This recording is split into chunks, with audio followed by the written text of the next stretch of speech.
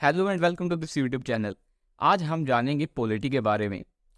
मैं ये यकीन दिलाता हूँ आपको कि आपने पॉलिटी की ऐसी वीडियो कभी नहीं देखी होगी। इसमें आपको काफ़ी नॉलेजेबल इंफॉर्मेशन मिलने वाली है।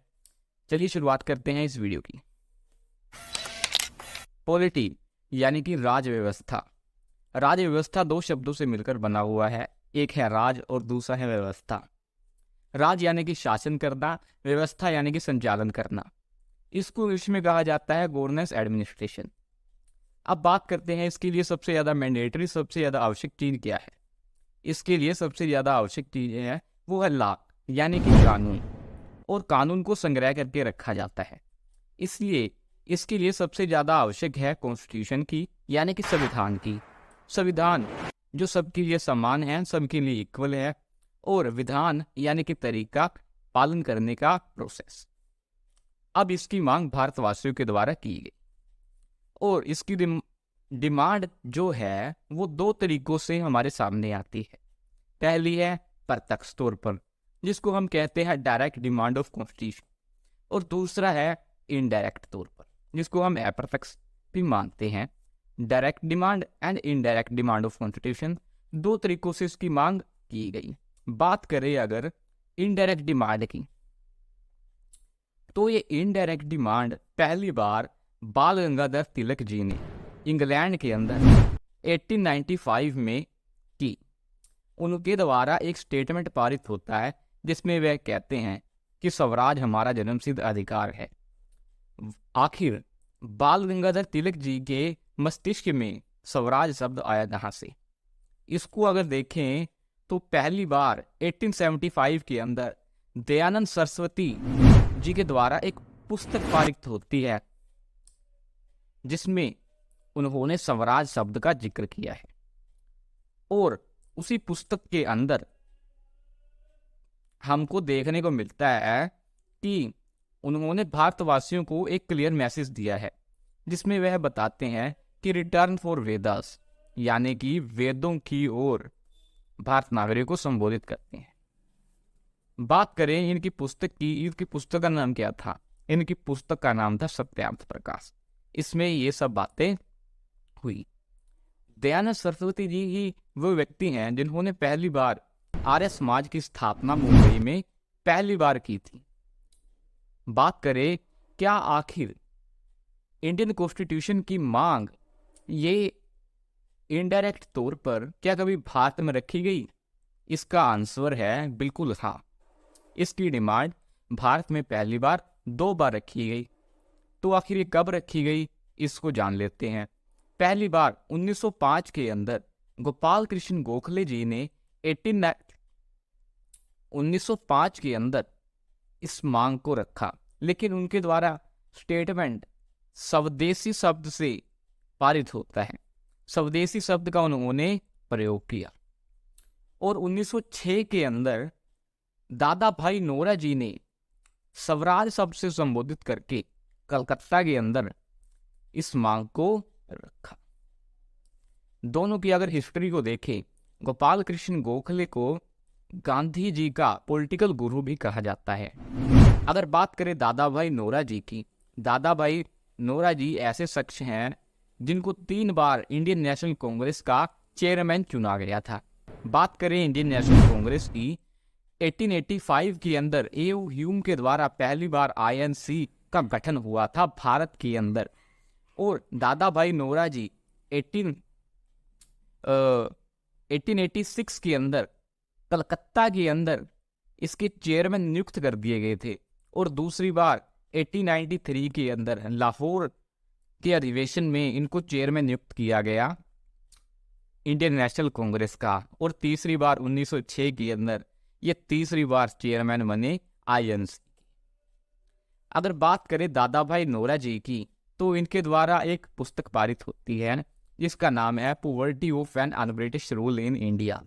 यह बुक इंग्लिश में लिखी गई थी, और इसके अंदर इन्होंने ड्रेन ऑफ वेल्थ नामक थ्योरी दी थी, धन के निष्कासन का सिद्धांत दिया था, जिसमें इन्होंने बताया था कि किस तरीके से भारतवासियों का पैसा लगभग उस समय प्रति व्यक्ति आय पर कैपिटा इनकम भारतवासियों की लगभग 20 रुपये थी। अगर इसको कंपेयर करें आज के समय से, तो यह लगभग 32 रुपये है। तो इसका सीधा सीधा कारण है कि भारत के जो नेतागण हैं वो भारतवासियों का पैसा लूट रहे हैं और अपनी जेबें भर रहे हैं, जिससे भारतवासी और गरीब होते जा रहे हैं और नेतागण और अमीर होते जा रहे हैं, गरीब और गरीब होता जा रहा है और अमीर होता जा रहा है।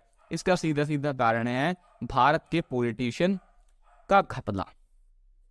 इस बुक से हमको देखने को मिलता है, ड्रेन ऑफ वेल्थ नामक जिन्होंने यह थ्योरी दी है, दादा भाई नौरोजी ने। अब आगे बात करते हैं, क्या कभी डायरेक्ट डिमांड की गई है संविधान की? जी हाँ, इसका आंसर ये है बिल्कुल हाँ। आखिर कब की गई है मांग? तो ये पहली बार हमको देखने को मिलती है गांधी जी के द्वारा। बेलगांव नामक स्थान पर उन्होंने यह पहली बार की थी, जो कर्नाटका में पड़ता है। 1922 के अंदर उनके द्वारा एक स्टेटमेंट दिया जाता है, Indian constitution is the based on wishes of Indians, यानी कि भारत का संविधान भारतवासियों के अनुसार ही होना चाहिए। यह स्टेटमेंट उनके द्वारा दिया जाता है पहली बार डायरेक्ट डिमांड के समय। अब बात करें स्वराज पार्टी की, 1923 के अंदर पहली बार चित्तरंजन दास और मोतीलाल नेहरू जी के द्वारा स्वराज पार्टी का गठन हुआ और 1924 के अंदर इन्होंने ब्रिटिश गवर्नमेंट के सामने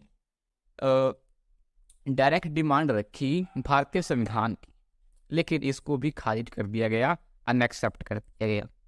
दूसरी बार 1934 के अंदर एम.एन. रॉय जी के द्वारा यह मांग दोहराई गई, रिपीट किया गया, लेकिन यह मांग फिर अनएक्सेप्ट हो गई। लेकिन दोबारा इसकी मांग को दोहराया गया 1935 के अंदर आईएनसी के द्वारा, वहाँ भी इसको अनएक्सेप्ट कर दिया गया। और फिर 1938 के अंदर दोबारा आईएनसी ने इसकी मांग रखी, तो फिर भी इसको अनएक्सेप्ट ही किया गया। लेकिन जब आईएनसी ने 1940 के अंदर इसकी मांग दोबारा की, लेकिन यह मांग फिर एक्सेप्ट हो गई 15 अगस्त को।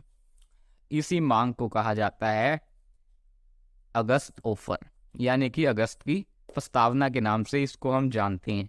ये काफ़ी इंपॉर्टेंट है, अगस्त प्रस्तावना के नाम से क्या जाना जाता है। तो यह प्रस्ताव को ही हम जानते हैं, जो कि 5वीं बार एक्सेप्ट हुआ था डायरेक्ट डिमांड के तौर पर, जिसकी मांग आईएनसी ने की थी, इंडियन नेशनल कांग्रेस ने। आखिर इसके पीछे एक्सेप्ट होने की वजह क्या थी? इसके पीछे यह वजह थी कि उस समय वर्ल्ड वार 2 का समय चल रहा था, जो कि 1939 से लेकर 1945 तक चला। उस समय इन्होंने यह मांग रखी कि जैसे यह वर्ल्ड वार 2 खत्म होता है तो हम आपकी मांग को एक्सेप्ट कर लेंगे, और 1940 के अंदर उन्होंने ऐसा ही किया। और 1922 के अंदर इन्होंने अपने कुछ मेंबर यहाँ पर भेजे, ताकि आप सब अपने विचार विमर्श रख के अपने संविधान को इस्टेब्लिश कर सकें। अगर बात करें इंडिया की, आप में से बहुत से लोग इंडिया की फुल फॉर्म ही नहीं जानते होंगे। क्या इंडिया की भी कोई फुल फॉर्म होती है? आप तो कभी जानते ही नहीं थे। जी हाँ, आखिर इंडिया को इंडिया क्यों कहा जाता है? आखिर इंडिया को इंडिया क्यों कहा जाता है, इसका जवाब भी आप जान लीजिए। इंडिया क्योंकि ये इंडस नदी के किनारे बसा हुआ था। उस समय जब ब्रिटिशर लोग भारत आए तो उन्होंने देखा कि यह जो क्षेत्र है यह इंडस नदी के किनारे बसा हुआ है, और उन्होंने इंडिया की फुल फॉर्म क्या दी, इसको आप जान लीजिए। आई रिप्रेजेंट करता है इंडिपेंडेंस को, यानी कि स्वतंत्रता को, और एन रिप्रेजेंट करता है नेशन, यानी कि राष्ट्र को। डी रिप्रेजेंट करता है डेमोक्रेटिक, यानी कि लोकतांत्रिक, और आई और ए रिप्रेजेंट करता है इंटेलिजेंट को, प्रभुत्व को। ए रिप्रेजेंट करता है एरिया को, यानी कि परिक्षेत्र को। इंटेलिजेंट एरिया कहकर ब्रिटिशर ने इंडिया को संबोधित किया है। इससे आप जान ही सकते हैं कि किस कारणवश भारत को सभी ज्ञान की जननी कहा जाता है, इसी वजह से, क्योंकि इंडिया के लोग काफ़ी ज़्यादा इंटेलिजेंट होते हैं, इसलिए ब्रिटिशर ने उनको, यानी कि भारतवासियों को, इंटेलिजेंट एरिया नाम से संबोधित किया है यहाँ पर। अगर बात करें 1942 के अंदर आखिर कौन सा अधिवेशन हुआ था, 1942 के अंदर क्रिप्स मिशन पहली बार भारत आई। उनका नाम था सर स्टीफन क्रिप्स। उनके ही नाम से यह मिशन चलाया गया था, क्रिप्स मिशन। इसके अंदर उन्होंने मेकिंग प्लान ऑफ कॉन्स्टिट्यूशन दिया था पहली बार, यानी कि संविधान बनाने की योजना को इस्टेब्लिश किया था उन्होंने 1942 के अंदर। और फिर 1946 के अंदर इसका अधिवेशन दोबारा हुआ। इसके अंदर कैबिनेट मिशन भारत आए, उनके साथ 3 मेंबर और आए। उनके नाम कुछ इस तरीके से हैं। पहली बार जो आए थे क्रिप्स मिशन के तौर पर सर स्टीफन क्रिप्स, वो भी दोबारा इसके अंदर आए, sir Stephen Cripps, AB Alexander और लॉर्ड पैट्रिक लॉरेंस, जो कि चेयरमैन के तौर पर नियुक्त किए गए थे इस मिशन के, कैबिनेट मिशन के ये अध्यक्ष के रूप में चुने गए थे। इन्होंने इस्टेब्लिश किया कॉन्स्टिट्यूशन असेंबली को, संविधान सभा को। इन दोनों में आप कंफ्यूज मत होइएगा। 1942 के अंदर तो इन्होंने योजना दी थी, लेकिन 1946 के अंदर इन्होंने योजना नया देकर संविधान सभा का गठन कर दिया था। इन दोनों में आप क्लैरिटी बनाए रखिएगा। अब बात करें इसकी कॉन्स्टिट्यूशन असेंबली की, तो आखिर कॉन्स्टिट्यूशन असेंबली आखिर कब हुई थी? 9 दिसंबर 1946 के अंदर पहली बार यह असेंबली भारत में, यह कॉन्स्टिट्यूशन असेंबली का पहला अधिवेशन था। और इसके अंदर टेम्परेरी अध्यक्ष चुना गया, जिसको हम जानते हैं डॉक्टर सच्चिदानंद सिन्हा। ये काफ़ी ओल्ड पर्सन थे। आखिर ये ओल्ड ट्रेडिशन वाला चयन कहीं ना कहीं से तो प्रभावित होगा, तो वो काफ़ी हद तक प्रभावित था फ्रांस के कॉन्स्टिट्यूशन से, फ्रांस के संविधान से। फ्रांस के संविधान से काफ़ी ज़्यादा प्रभावित था, इसलिए उन्होंने ओल्ड व्यक्ति का चयन किया। लेकिन जब दोबारा इसका चुनाव हुआ 11 दिसंबर 1946 के अंदर, तो उसके अंदर परमानेंट चेयरमैन नियुक्त किया गया डॉक्टर राजेंद्र प्रसाद को। इसके अंदर उन्होंने 2 ड्राफ्टमैन भी चुने, जो कि सहयोगी थे, काउंसिल थे। वो थे BN राव जी और SN मुखर्जी। ये दोनों को सहयोगी के तौर पर चुना गया राजेंद्र प्रसाद। अब बात करें कॉन्स्टिट्यूशन की, तो कॉन्स्टिट्यूशन सबसे पहले 12वें अधिवेशन के तहत 1950 के अंदर 26 जनवरी के दिन पर लागू हुआ। आखिर इसके पीछे कारण क्या था? इसके पीछे बहुत बड़ा कारण था। आखिर यह 26 जनवरी को ही क्यों लागू हुआ? इसके पीछे एक स्टोरी है। ये स्टोरी आप जान लीजिए कि 1930 के अंदर लाहौर अधिवेशन के तहत नेहरू जी ने, जवाहरलाल नेहरू ने पहली बार भारतीय झंडे को फहराया और तभी से इंडिपेंडेंस डे मनाया जाने लगा।